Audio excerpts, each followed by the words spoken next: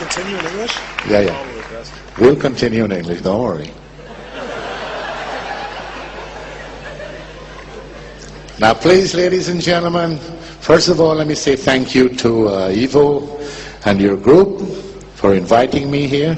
I wish I had money in your bank, but unfortunately I don't. I have another treasure that I carry in my head that I would like to share with you.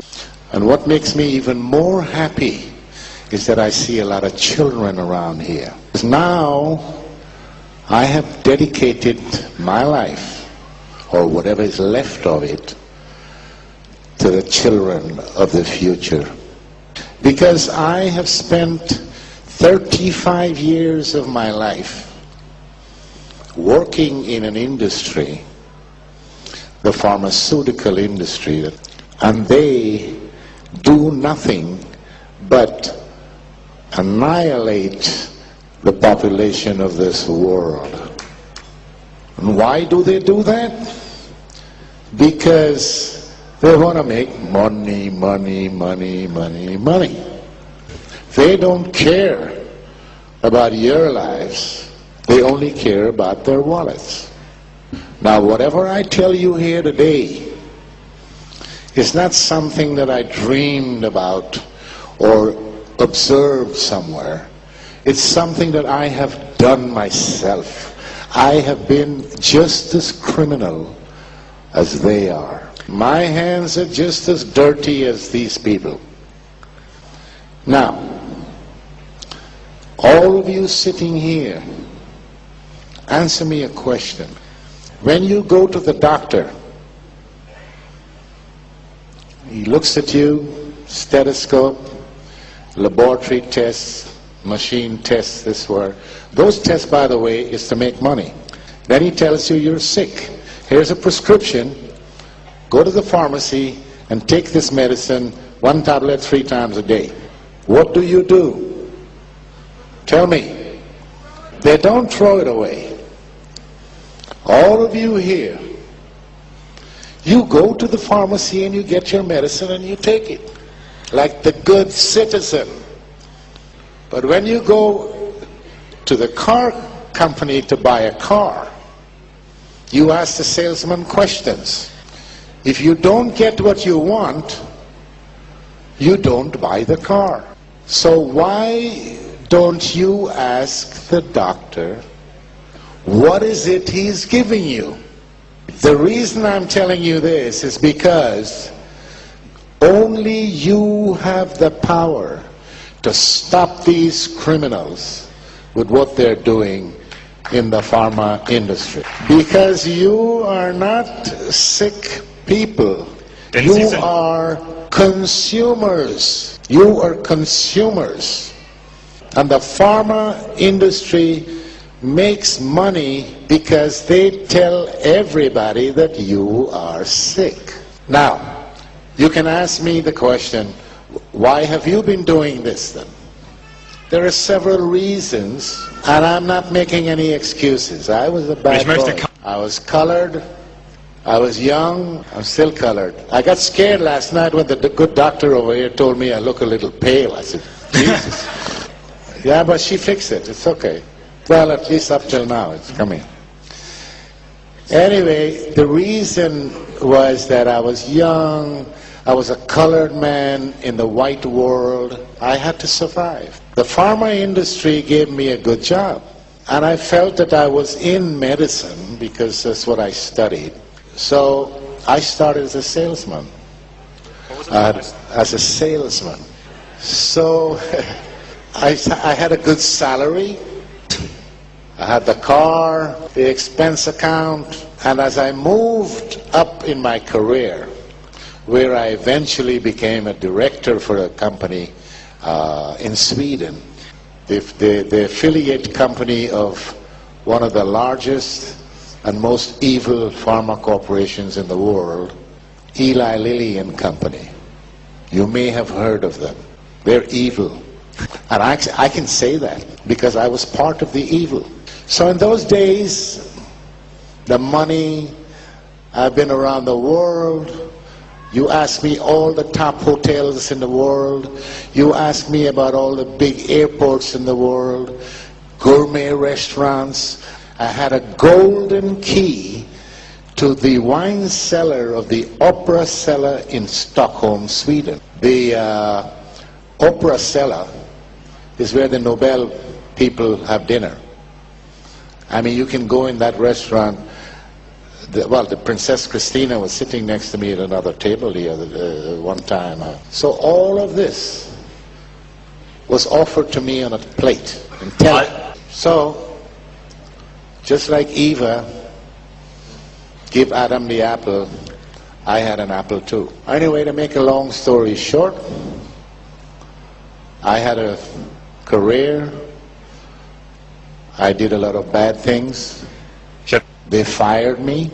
I started my own company, worked for several other pharma companies, big ones, world players. Then I met a German woman 15 years ago, and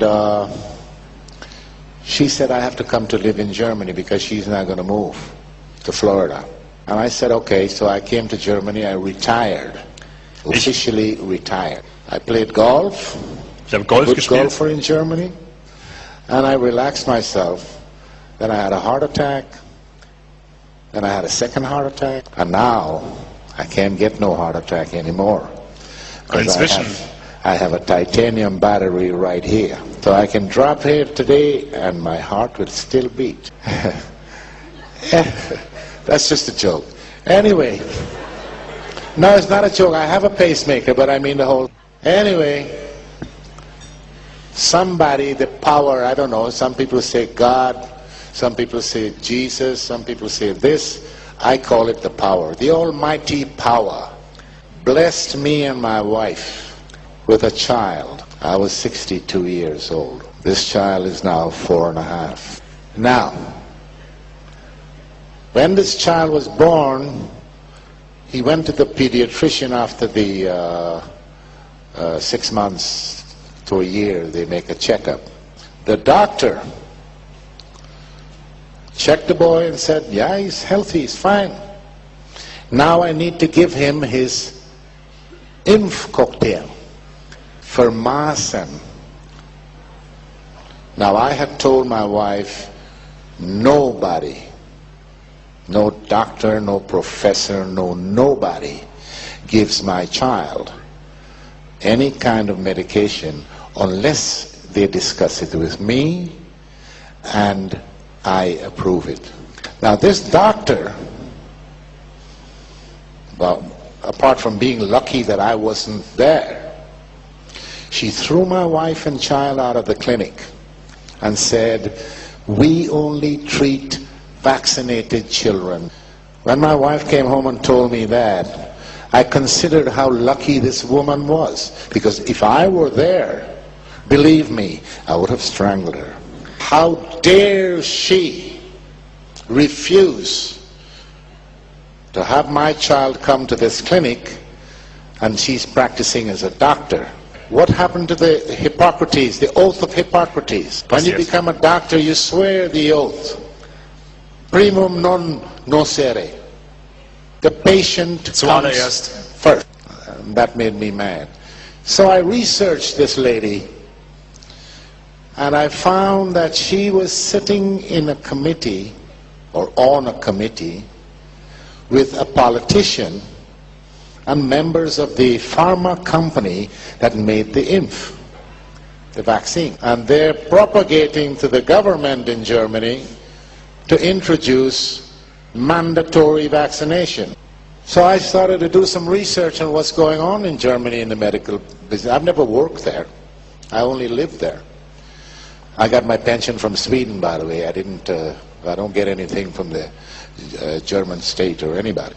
I found out also that general practitioners, just like this woman and other doctors, were prescribing psychotropic drugs to children. Shortly after that, I read in an article that was posted from the European Medical Association that they were going to approve the drug Prozac to give to children. Es heißt Fluctin in Schweiz, in Deutschland. They were already prescribing another one called Ritalin. Now, I started to see red, and all the memories from the first day I joined the company as a salesman, it all started to come back. And I started seeing shadows at night. People dying from taking medication that was legalized because I had bribed the Swedish government to get the Sulasung for Prozac in Sweden. Now, can you imagine that? Sweden is reputedly one of the cleanest, most transparent countries in the world. They have the Nobel Prize of Medicine. And what I didn't think of at the time, the Americans, my friends were talking about them. Sorry, Jim. They love the prestige of the Nobel Prize. That is why it was important for them to get the registration of Prozac in Sweden. That was one of the major things that I did, because the company told me, your career may depend on it. Now, I can't go through all the items of corruption I've been involved in. It's too many. I'll have to spend a couple of weeks here. But you can read about it in my book that's selling over there. It's called Nebenwirkung Tod. It's in German, and the English version last week is now as an e-book for any of you who might be interested in that. Now, as my colleague Rima was referring to earlier in her speech, what is the pharma industry doing to us? They're the most powerful industry in the world. They sleep in the same bed with governments. They use corruption to get what they want. Corruption involves money. Cool. They have lots and lots and lots of money, and that is how they make their money. Now, they also kill more people than the wars we have in the world. But long term, they punish you and then they kill you. And that has to stop. We need, according to the way things are today, we need the pharma industry because there are some good things out there. Sorry, Rima, I might be contradicting everything you said, but there are some things there that is good, but most of it is rubbish. They're not interested in curing any disease you may have. They're more interested in making you get diseases. They're interested in symptomatic treatment. They want patients who are diabetics, cardiology patients, Parkinson's disease, rheumatoid arthritis, arthrosis, because you live a long time and the drugs that you have to take, you take that for the rest of your life. So let me ask you the question, is there anybody in here that can tell me when was the last time you heard or read that a pharma company has come with something that cures a disease? Beantworten Sie mir I give you €100 right now if you tell me.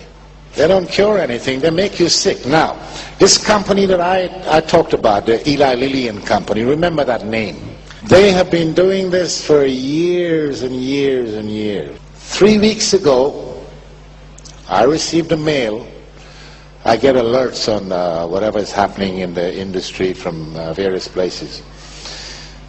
Eli Lilly and Company was fined Strafgeld by the Justice Department in Pennsylvania, in America. $1.4 milliarden. for one product that I have written about in this book 2 years ago. That product was used to treat, it was a neuroleptic, a psychodrug that was approved to be used on schizophrenics. So this company wasn't satisfied with that. They went and sold the drug to old people's home because they say it wouldn't cost so much to be there in this home because you give them this pill and the old people will sleep. So the workers wouldn't have any problems at night. But what they didn't figure on was that this drug had the side effects, which, by the way, before it came out, they had hidden under the table. The side effects, a lot of people died of heart failure, kidney problems and whatever. And then there was some speculation going on because the patients that received this drug, it's called Zyprexa. The patients that received this drug also got diabetes. And who is the largest diabetes medication producer in the world? Eli Lily and Company. So, speculating. So they were taken to court and they were fined. It's the largest strafgeld in the history of the nation. Now there are a couple of other companies that were fined heavily for other drugs in the pharma industry. And these are huge companies. But it never came out. You know why? Because the press works also with the pharma industry just like the government does. And I was surprised because the Germans, they say, yeah, we write about all these things and whatnot. But they didn't write about this one. The pharma companies use the media to implant its dirty work on you. You never get to know the truth until it's too late. You have to raise your awareness to a higher level. Don't take for granted what your doctor is telling you, because the doctors these days, let's say during my working half of my life, they don't know much about medicine. And they don't care much about their patients. They think about how much they can get paid. And this is how the pharma industry reigns, stays in power. They buy the doctors. They pick them up when they're in medical school, 4th year, 5th year, pay their tuition, train them. Because the doctors don't get information from anywhere else except the pharma industry. And I know, because when I was a salesman, the pharma company used to tell me, never talk side effects. They taught us something called FAB, F-A-B, features, advantages, and benefits. Don't talk about side effects, that's taboo.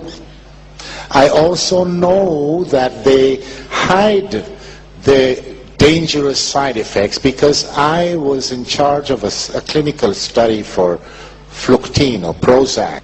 When the doctors came rushing into my office one day because we were running a small trial in one of the largest hospitals in Stockholm. The first week they started the trial, 2 of the patients tried to commit suicide. And this is a major side effect of these psychotropic drugs. They call them the SSRIs, selective serotonin reuptake inhibitor. That's the long fancy. It's called akathisia. The pharma industry, by law, is not obliged to give out information like that. Their friends in Washington made sure of that. Do you know that George Bush's father was on the board of directors of Eli Lily and Company? One of the political advisors in the George Bush administration, a guy called Mitch Daniels, he was a vice president with Eli Lilly. Do you know that Rumsfeld He was a vice president in the pharma industry. My boss, former boss, the guy who was 2 steps ahead of me, he was the vice president in London. He later became the CEO and chairman of the board of Eli Lily and Company. He was made a member of the American Homeland Security Committee. And that is because Eli Lily and Company is one of the largest political contributors to the Republican Party. And all of these companies, all of them, they have $100,000 executive walking around in Washington and saying, "Hi, come to my barbecue this weekend." And that, ladies and gentlemen, is the highest form of corruption. It's called lobbying. It's approved by your government. Well, I don't know which one I have. All of them the same. So who are we dealing with? What are we doing? What are we setting our children open for? Now here's the good news, not for them.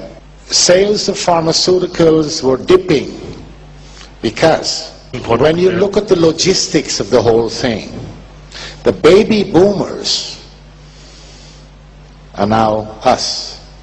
Well, not Die all. Leute, die man früher die Not Baby... all, but yeah. Now we, the baby boomers, have gone into the long-term treatment. You know me, I got a pharmacy that's about 20 kilometers away from where I live for my medication with special delivery. You know why? I am one of their best customers. Now the baby boomers are going to die out in a while. Then the pharma companies have to find a new consumer. That is why they have turned their attention to the children. Have you guys heard of ADHS or ADHD? Yeah? Do you know what it is? What is it? Oh yeah?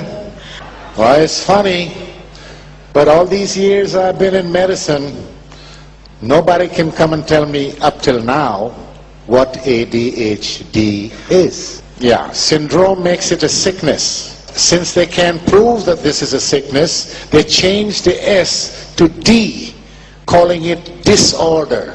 And when it comes to that kind of disorder, for example, how do they measure serotonin in the brain of a child? Do you know how to do it, doctor? With the Ouija board. That's one way of it. Yeah, right. But I don't think the pharma industry even knows about Ouija boards.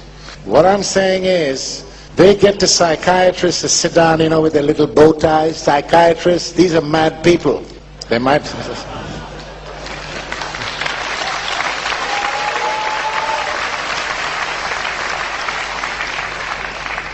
They sit every year, a few of them selected from around the world, and they sit in a room and they make up what they call the Bible for psychiatry, the DSM. If this Bible was so good and so needed and does an exact job, why did they change the rules in this Bible during the last few years so many thousands of times? So they're targeting the children, they're calling these new fancy diseases, they're targeting them with these drugs. Strattera, Prozac, Ritalin, Paxil, Zoloft. In 2007, they had a report from the UK, or it's a European report, 2000. where 157 people were either killed or serious side effects with this new drug Strattera. Among them was a 3-year-old German girl. I find it difficult to even think or imagine that such a thing can happen. Now, my problem with these people is not revenge like some of the press people have been writing about in Germany, out for revenge. No, I don't care about revenge. What I care about is that stop killing our children. Because when the politicians around the world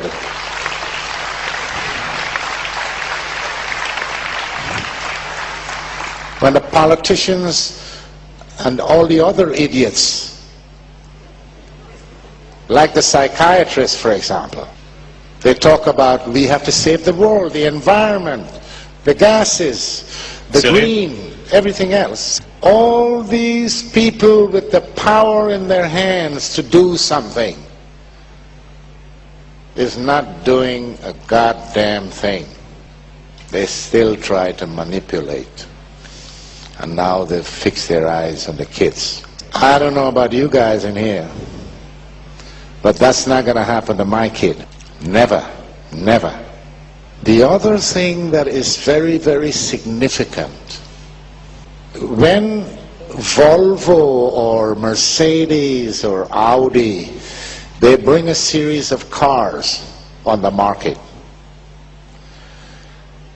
and something went wrong. The computer system maybe doesn't function well, the brake system, something. What do? They bring them all in. They fix the problem and then they go back and sell it. When a pharmaceutical company brings a drug that's killing people, what happens? The stupid politicians and the authorities, they say, okay, why don't you guys go back and take a look and see what is it that's wrong and see if you can fix the problem and still sell the drug. These companies still keep on selling the drugs. And I'm not talking about miljarden pro jaar. That's a lot of money. Now the company I worked for, this Lily, they said to me, and all my comrades and workers, oh, we work for the betterment of the human race. We work towards getting their wallets empty. But they claim that they give $1 million a day to research. That's $365 million a year. Now, I have been with them, that company, I was with them for 10 years. So you take 365 and multiply it by 10, that's over $3 billion. And they couldn't even bring out a better aspirin than they have. So, they're bringing SSRIs. They are called SSRIs. When they told me that this new group of drugs was coming, they said, if we give it away, we will make money. That's how cheap it is to make. And Prozac, the drug that I bribed the Swedish government with to register, is the first ever blockbuster of the pharmaceutical industry. That is $1 billion a year. I have a lot more, but right now, fortunately for me, that has become my insurance. Plus, I have to save a little bit for my next book. It's all coming. Hopefully, the book will be finished by the end of this year, early next year. In the meantime, I will continue to speak wherever I'm invited, because I can write 100 books. If my message doesn't get to the people, to the consumers, nothing is going to happen. We have to get out of the grip of these people. Public outcry. Public outcry brought the Berlin Wall down. Public outcry can clean the pharma industry. Just get some control.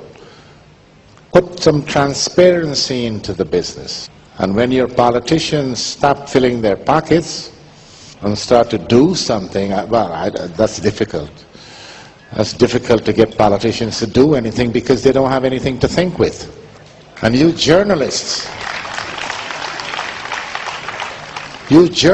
out there, maybe there are some journalists out there, and maybe there are good ones out there, but stop thinking of writing your articles that somebody's going to buy, or you're not going to get the Pulitzer Prize anyways. Start to write the truth. The truth is the only weapon.